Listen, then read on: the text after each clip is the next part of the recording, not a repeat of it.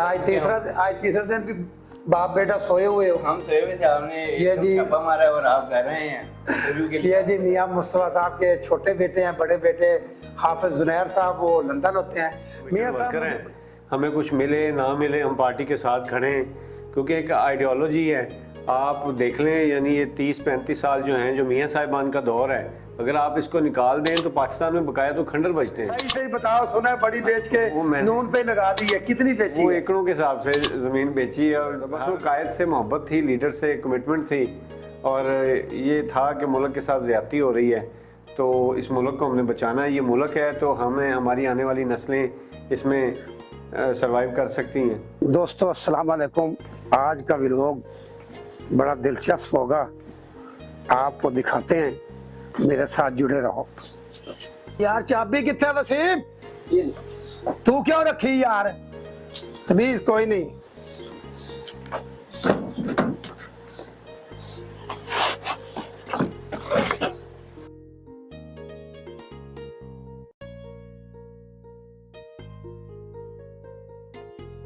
यार ईद पर शहबाज शरीफ वजीर आज़म पाकिस्तान ने पेट्रोल सस्ता कर दिया। ये कितना सस्ता हुआ बेटा?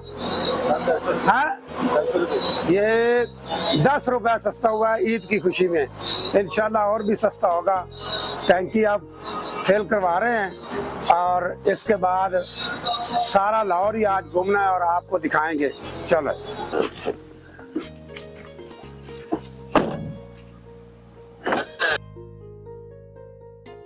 लो जी, दोपहर का वक्त है और छापा पड़ गया है।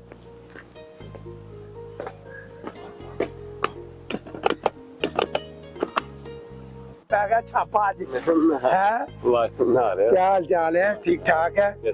छापा मारा कि नहीं? क्या कर रहे थे दोपहर को? मैं बस सो के उठा हूँ, आज छुट्टी थी। फोन ही नहीं उठाते तुम? तो मैं वॉशरूम में, मैंने कहा आज छापा ही मारते हैं मियाँ साहब को। आ जाओ जी। शेप शूप असि नहीं करन देंदे हुंदे। हां जी, असि छापे मारने हैं बच्चे। हाँ, गल ना करो तुसी। आपने ज्यादती की है। आपने कहा था कि मैं बता के आऊंगा, आपने मुझे बताया भी नहीं। छापा साहब आपने मोबाइल उठाया नहीं सुबह सुबह हुआ था, आपको पता? मैंने ना बात तो सुने, मैंने छापा ही मारा। मैंने कहा ये सोया हुआ होगा, इसके ऊपर मियाँ साहब के ऊपर छापा लगाते हैं, इसीलिए दोपहर 12 बजे आ गए और छापा मारे। वेलकम जी, ऑल टाइम वेलकम। बैठे। दोस्तों अस्सलाम वालेकुम। आप देख रहे हैं मेरा YouTube चैनल शफकत हसनैन पांदा के नाम से जो बनाया है। आज जिस शख्सियत के पास आए हैं, किसी तारफ़ के मुताबिक नहीं, वो मियाँ गुलाम मुस्तफ़ा साहब मुस्लिम लीग नून के रहनुमा हैं। इनके घर डिफेंस आए हैं, इनका हाल चाल पूछने। ईद का तीसरा दिन है, इनसे पूछते हैं कि ईद कैसे गुजरी और सियासी माहौल कैसा है, सियासत किस तरफ जा रही है, और सारा आज इनका तफसीली इंटरव्यू करते हैं, इनसे बात करते हैं। अस्सलाम वालेकुम मियाँ साहब, क्या हाल चाल है? शुक्र, आप ठीक ठाक हैं? मियाँ साहब कैसी ईद गुजरी है? जी अल्हम्दुलिल्लाह, अल्लाह का शुक्र है। ईद तो वैसे बच्चों की होती है, बड़ों की तो कुर्बानी होती है, हमने कुर्बानी दे दी है। क्या किया है? वेड़ा किया है, बकरा किया है, क्या किया? वेड़ा किया था जी हमने। क्या हाल चाल थे मंडी के? मंडी के हालात तो बहुत ऊपर मंडी जा रही है इस दफ़ा। हैरत की बात है, अक्सर में लोगों की परचेजिंग पावर जो है वो कम हो गई है, तो लोग अब ज़्यादातर कुर्बानी मिला के कर रहे हैं, जिसकी वजह से मैंने देखा है कि बड़ा जो है ना जानवर ज़्यादा फ़रोख्त हो रहा है और वो महंगा भी हो गया है। छोटा तो पहले ही लोगों की एक्सेस से बाहर हो गया वो। अच्छा मियाँ साहब, मैं भी मंडी गया हूँ। 1.5 लाख वाला 3 लाख का और 3 लाख वाला 6 लाख का। बिल्कुल, मैं भी काना मंडी से लाया हूँ और बड़ी इस दफ़ा महंगाई थी। महंगाई के बावजूद इस दफ़ा मंडी क्यों ऐसे खाली खाली लग रही थी?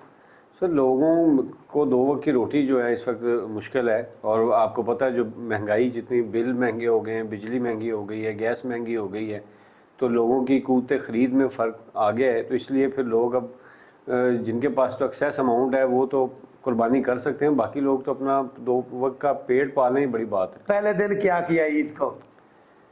पहले दिन उठे और फजर की नमाज़ पढ़ी, उसके बाद तैयारी की है। नमाज ईद की तैयारी कहाँ पढ़ी, किस मस्जिद में? ये C ब्लॉक डिफेंस में। डिफेंस में हमारे करीब यही मस्जिद है, तो फिर यहीं पे नमाज पढ़ी। और बेटा जो लंदन में पढ़ता है वो आया है? नहीं, वो लंदन में ही है, बल्कि अब वो आना चाह रहा था, लेकिन मैंने कहा कि आप वहीं पर रहो, हम लोग ईद के बाद आपके नहीं पास आ आप रहे हैं। कंजूस बड़े हैं, बुला लेते यार नहीं उसको। नहीं, तो ईद के बाद उसकी वालदा का जाने का प्रोग्राम है ना। अच्छा हो सकता है मैं भी साथ चला जाऊँ। अच्छा, बेटी क्या कर रही है? बेटी ICS की है, अब आगे तैयारी है उसकी, 3rd ईयर में है। और ये वाला बेटा क्या कर रहा है? ये भी IT का, इधर आओ भाई। IT में है। अच्छा, इसका क्या नाम है? फुरकान। हाँ, फुरकान मुस्तफ़ा। फुरकान। ये क्या कर रहे हैं? बताओ भाई क्या कर रहे हैं? मैंने अभी रिसेंटली पंजाब पुलिस से इंटर किया। अच्छा। अब मैं आपने भी लंदन जाना है? इंशाल्लाह वहाँ क्या करना है जाना? वहाँ से लोग करेंगे इंशाल्लाह, और पाकिस्तान में वापस क्या क्या मस्तियाँ की हैं ईद पर? ईद पे- पापा ने कोई याशी भी करवाई है कि एवं कंजूस बड़े हैं आपके पापा, मुझे पता है। नहीं नहीं, कंजूस तो नहीं, हमने याशी की है। हमने अपने जानवरों के साथ काफ़ी ताउन किया है। वो जानवर जो हैं, अच्छा, क्या बेड़ा लिया था? बैठा लिया था इस बार हमने। और कहाँ पे ईद करी है? उधर खाला के घर या फुफ्फो के घर?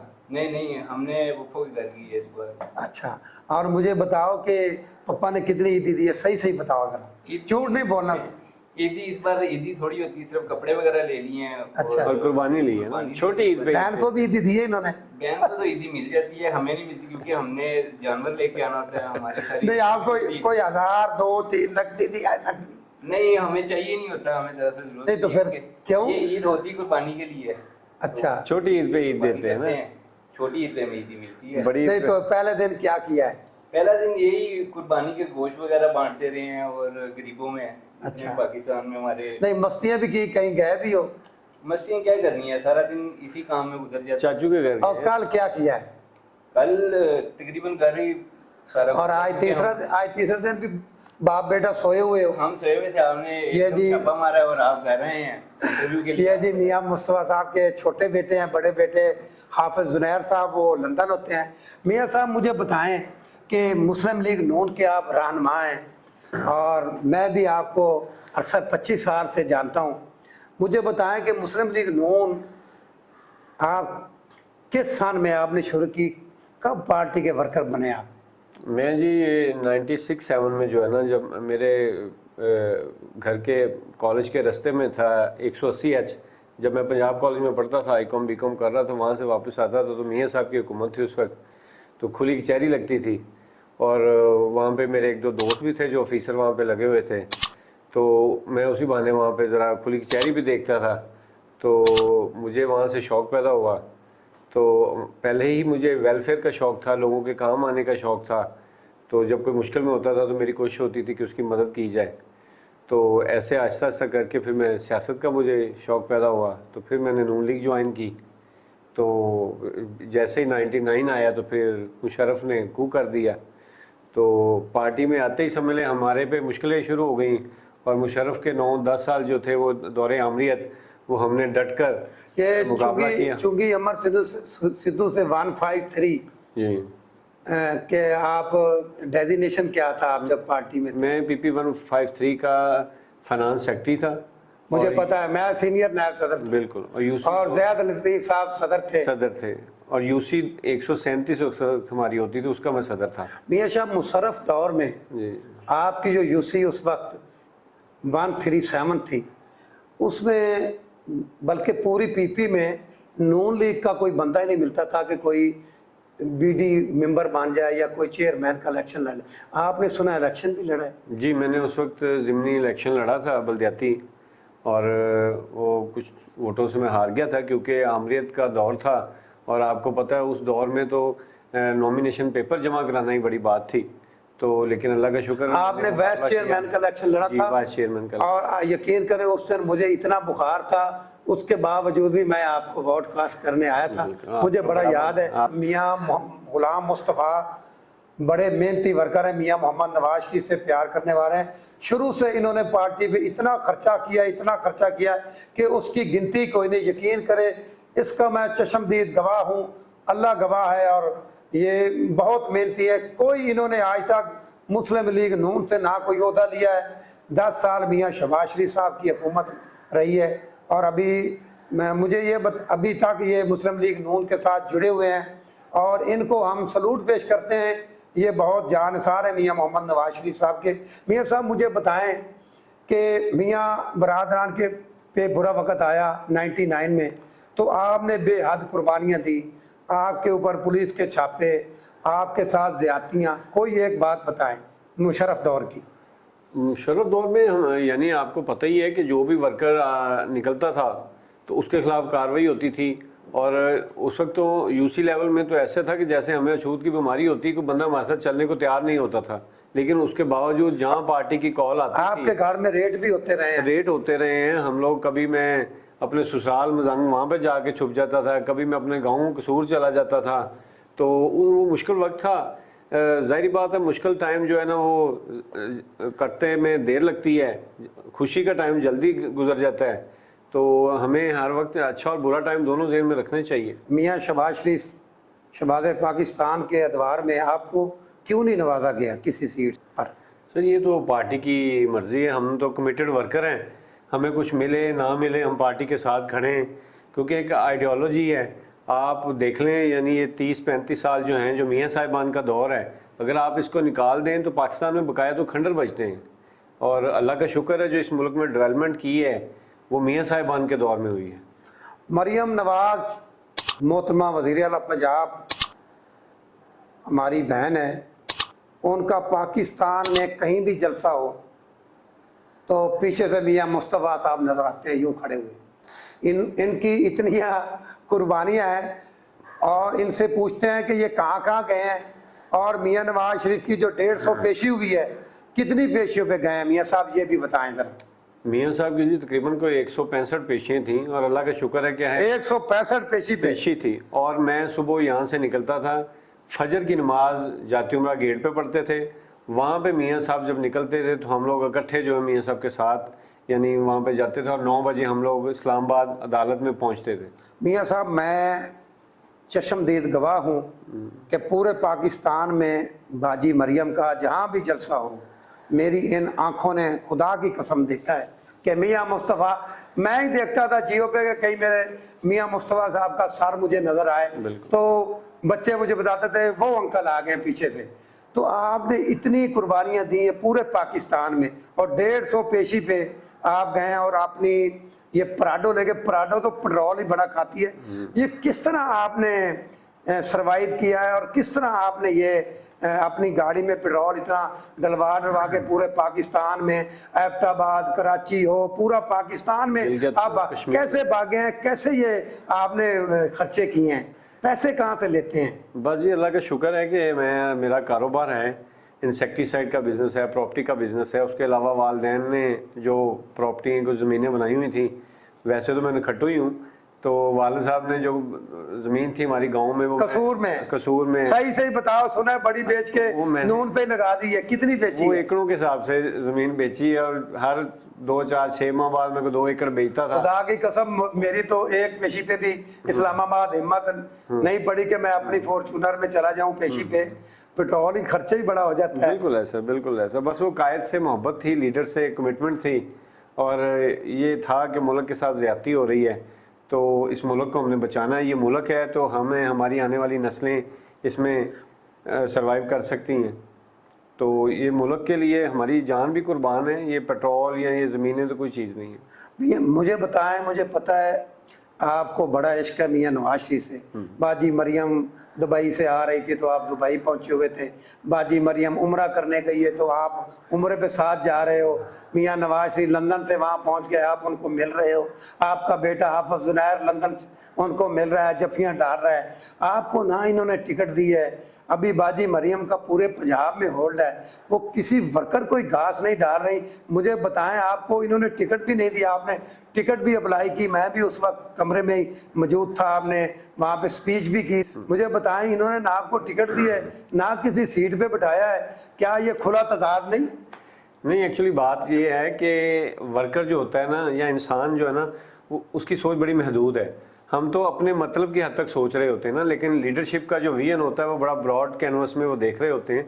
तो उन्होंने प्रायोरिटाइज करना होता है कि मुल्क की बेहतरी के लिए, पार्टी की बेहतरी के लिए क्या बेहतर है, कौन सा यानी घोड़ा जो जीत सकता है, और हमारी पार्टी कैसे इक़्तिदार में आ सकती है। बताएं, क्या मरियम इक़्तिदार है तो क्या बाजी मरियम को आप नजर नहीं आते क्या मियां मोहम्मद नवाज शरीफ को आप नजर नहीं आते? क्या आपकी 99 से जो कुर्बानियां हैं, आपको घर बिठा दिया है? क्यों भाई इतने महीने हो गए हुकूमत आए हुए, आपको क्यों नहीं लगाया? मुझे बताएं।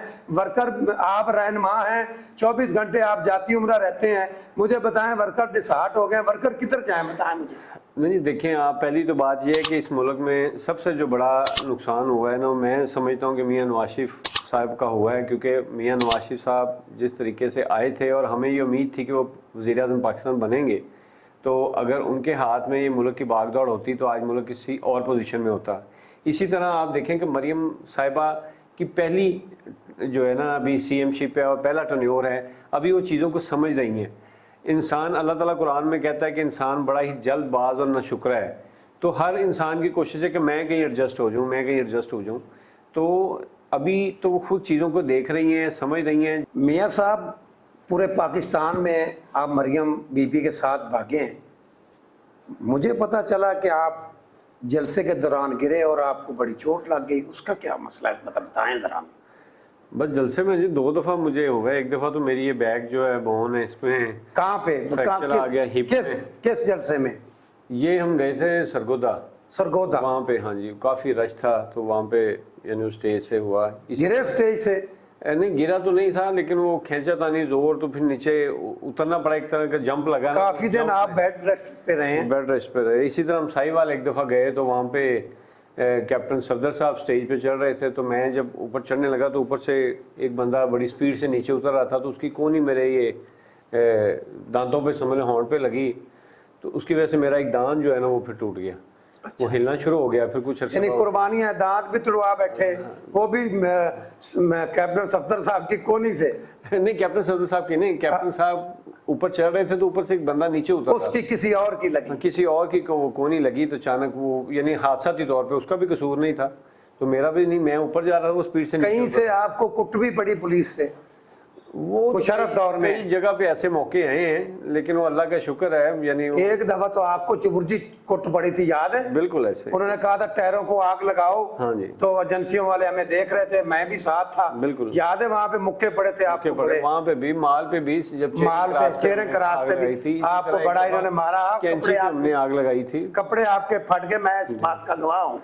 बस ये वो सियासत की राह में फिर कुर्बानी। मुझे बताएं कि कैप्टन सफदर कहीं भी जाएं, दरबार पे जाएं, किसी पेशी पे जाएं, तो आप उनके भी साथ साथ रहें। आजकल कैप्टन सफदर साहब खुटे रहने लगे हुए हैं, वो किधर गायब है, मंजर से गायब है? असल में कैप्टन सफदर साहब ने भरपूर अपना जो है ना किरदार निभाया है। जब पार्टी पे बुरा वक्त था, तो जाहिर बात है अब पार्टी पे वो टाइम नहीं है, तो अब जो लीडरशिप है वो अपना लीडरशिप कर रही हैं, और जो बाकी लोग हैं वो अपने कामों की, अपने बिजनेस की तरफ ध्यान दे रहे हैं। जो हमने पिछले हैं किधर वो कैप्टन साहब? यहीं पे लाहौर में हैं, कभी वो यहाँ पे होते हैं, कभी अपने हल्के में मानसेरा जाते हैं। मुझे बताएं कि वो इलेक्शन लड़े थे इस दफा? नहीं, कैप्टन साहब इलेक्शन नहीं लड़े, वहाँ पे मियां नवाज शरीफ साहब इलेक्शन लड़े थे। अच्छा, वहाँ और मियां साहब वहाँ से हार गए? मियां साहब को वहाँ से हरा दिया गया, जाहिर बात है। ये हुआ क्या है आपके साथ? ये नून पंजाब में तो मुस्लिम लीग नून का मियां साहब इतना भी बुरा हाल नहीं है जितना बुरा हाल हो गया है, ये क्या हुआ है? बस कुछ ताकतें ऐसी हैं जो नहीं चाहती। आप देखें ना कि पाकिस्तान में अब कोई भी पार्टी नेशनल पार्टी नहीं रही वैसे उस तरीके से। सब पार्टियों को सूबों की हद तक धकेल दिया गया है, और नेशनल पार्टी ताकि कोई भी ना रहे, ताकि जब मर्जी जो मर्जी हुकूमत बना दी जाए। और ये कैप्टन सफदर साहब घर होते हैं, कारोबार देख रहे हैं? वो अपना कारोबार देख रहे हैं। ये मियां बरादरान जब इक़्तिदार आ जाता है तो वर्करों से क्यों दूर भागते हैं? पहले तो ये ईद पे बुलाते थे, सबकी जफ्फियाँ डालते थे, रायविंड में, 96H में, और अभी सुना मियां साहब जुमे वाले दिन वर्करों को सलाम ही होता है ना? बिल्कुल सलाम। कोई मुरब्बा तो नहीं अलाट कर देते, या कोई कोठी अलाट कर देते हैं, या कोई वर्करों को कोई करोड़ों रुपए दे देते हैं, ऐसे मिलना ही होता है ना? तो सुना है जुमे पे भी वर्करों को बंद कर दिया है, ये क्या माजरा है? नहीं, उसमें ये है कि एक तो मियां साहब की एज माशाल्लाह आपको पता है अब काफ़ी ज़्यादा हो गई है, और उनको मुख्तलिफ मामलात हैं उनकी सेहत के हवाले से भी, तो गर्मी बहुत ज़्यादा है। आपको पता है पाकिस्तान में इस टाइम रिकॉर्ड गर्मी पड़ रही है, तो उसमें जो हमारे जैसे जवान बंदे बैठे होते थे उनका बुरा हाल हो जाता था, तो मियां साहब का क्या हाल होता होगा। तो इसलिए वक्ती तौर पे, ये आर्जी तौर पे उन्होंने 2, 4, 6 हफ्ते के लिए ये जुमा आर्जी तौर पे बंद किया है कि अपने अपने घरों में पढ़ें ताकि किसी को कोई मसला ना पेश आए सेहत के हवाले से।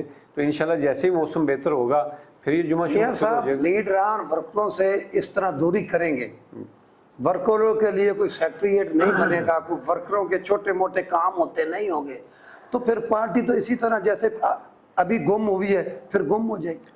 नहीं, अब मियां साहब इंशाल्लाह ये पार्टी के सदर बन गए हैं दोबारा इंशाल्लाह ताला ईद के बाद 180 आप बाजी मरियम से क्यों नहीं मिलते? आप क्यों छुपे छुपे हैं?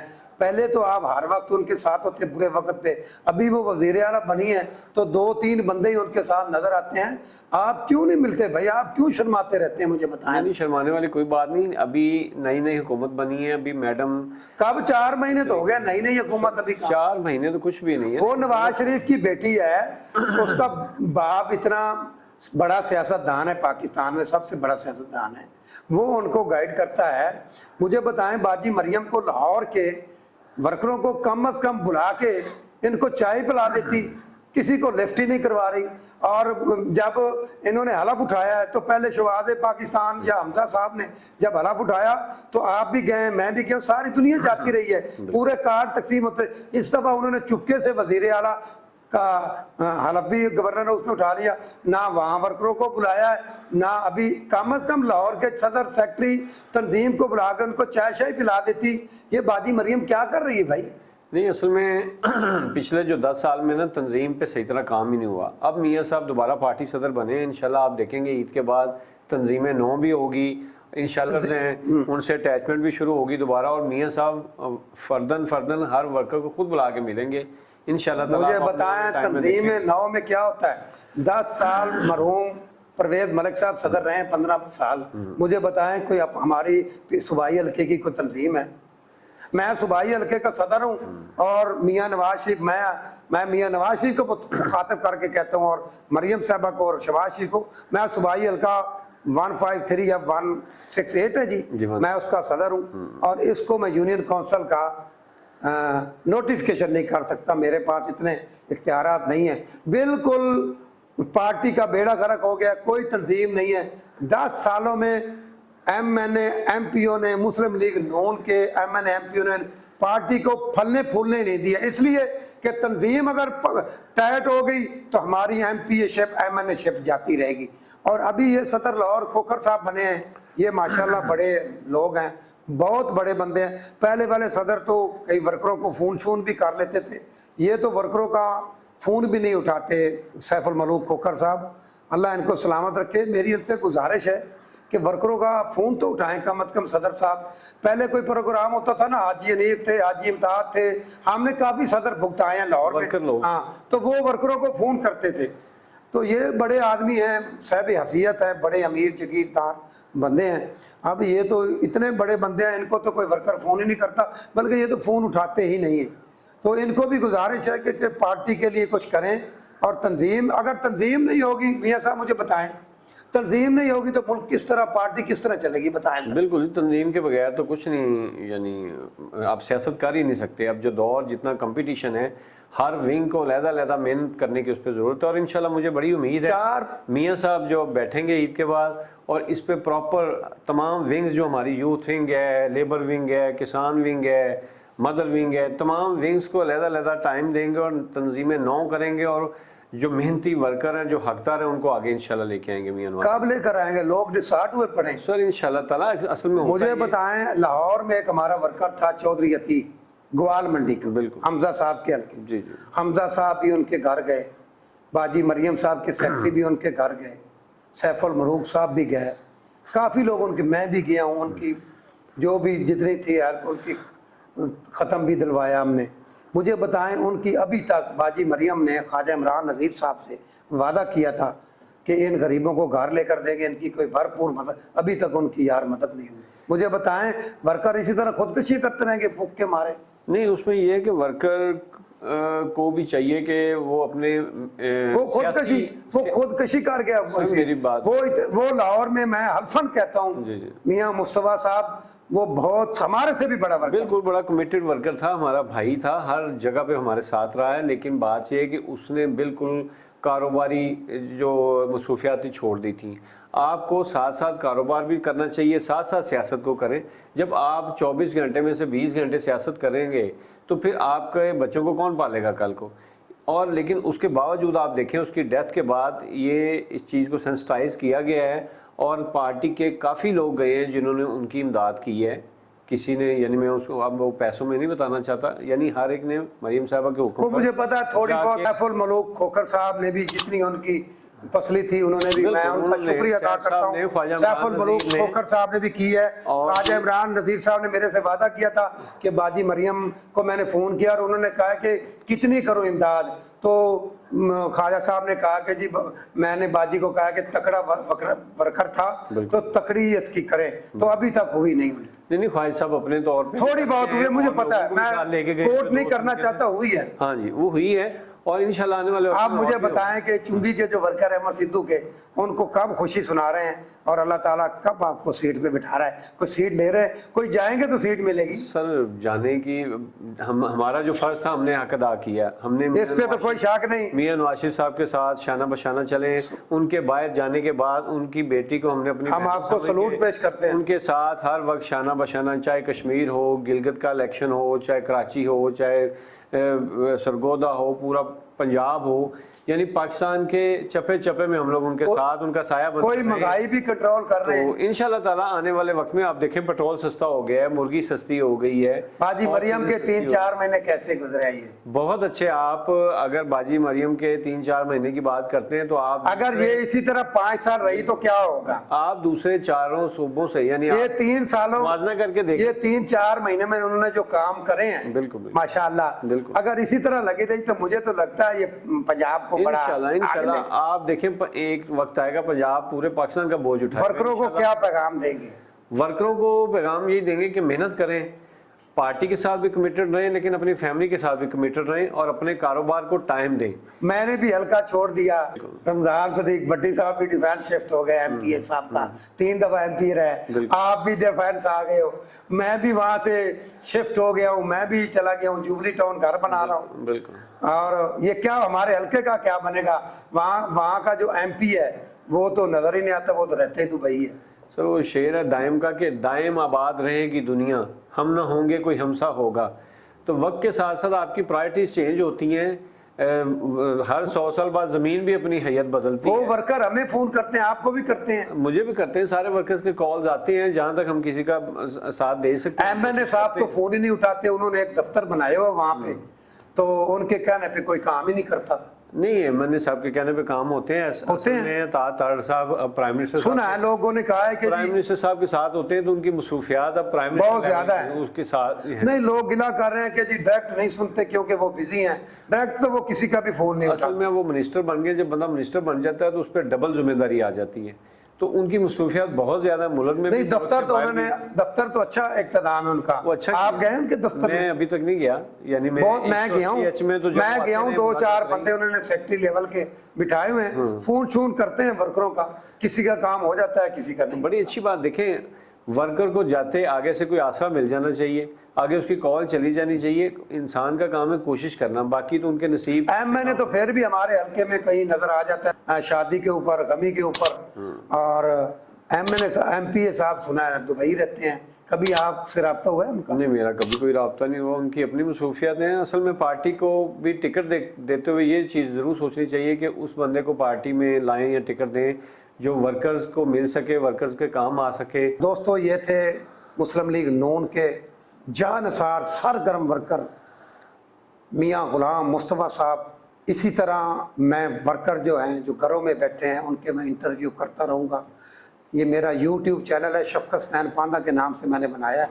इसको सब्सक्राइब करें, इसको शेयर करें, बेल आइकन को दबाएं, कमेंट्स बॉक्स में कमेंट्स ज़रूर करें कि प्रोग्राम कैसा है। लोग बातें कर रहे हैं कि शफकत हसनैन पांदा आपका इतना नाम है, 2 दफ़ा वज़ीर आला के एडवाइज़र रहे हैं, और अभी यूट्यूब कमेंट्स भी लोगों ने लिखे हैं कि अब फारिग हो, यानी पंजाबी कहते वेले हो। तो ये अब ये मेरा शौक़ है, ये मैं शौक़ के खातिर और अपने आप को बिज़ी रखने के लिए ये कर रहे हैं। अल्लाह ने कारें, कोठियाँ, लैंड क्रूज़रें, सब कुछ अल्लाह ने दिया हुआ है। ये हमारे दोस्त हैं, इनको अप्लाई करेंगे। जितने भी लाहौर के दोस्त हैं सबके इंटरव्यू करूंगा, जो भी बुलाएगा उनके घर जाऊंगा। मेरी इज्जत में कोई फर्क नहीं पड़ता, हम आजिज़ बंदे हैं, आका के गुलाम है और हमारे में आजिज़ी है। और हम कोई ना यूट्यूबर है, हमें ना कोई यूट्यूब से कमाई का कोई लालच है, ना कोई फेसबुक से कमाई का लालच है। हम तो अपने शौक़ की खातिर कर रहे हैं और इंशाल्लाह करते रहेंगे। इंशाल्लाह किसी और व्लॉग में मिलेंगे। अपने मेज़बान शफ़क़त हुसैन पांदा को इजाज़त दें। खुदा हाफिज़।